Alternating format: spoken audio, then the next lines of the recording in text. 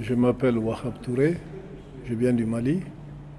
Je suis délégué de la Fédération nationale des associations de santé communautaire,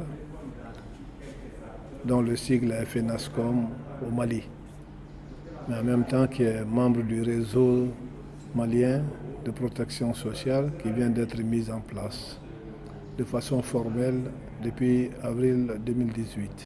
Tout d'abord, je tiens à remercier les organisateurs de cet atelier pour l'accueil fraternel, chaleureux dont nous avons bénéficié. Je salue USM pour avoir pensé à l'organisation de cet atelier qui a permis à tous les membres du réseau zonal ouest-africain de se retrouver. Alors, ceci m'amène à faire cette conclusion tout de suite. À la fin de l'atelier, alors, le sentiment que j'ai retenu, c'est que je sais ce que je ne suis pas.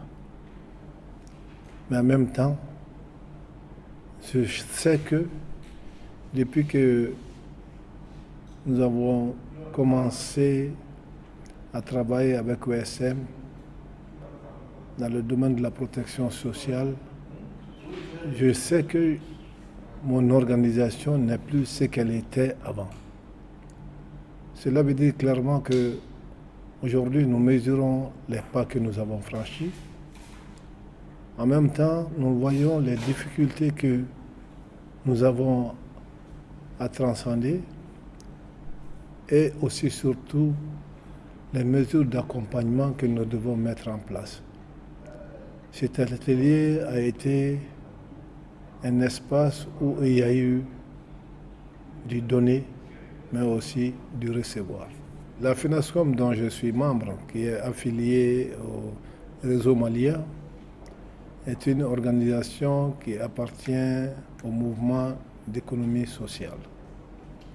Son objectif principalement, c'est de s'occuper de l'accessibilité à la santé par les populations les plus vulnérables, qui constituent la majeure partie de la population malienne, à un coût accessible et surtout par rapport à la proximité géographique.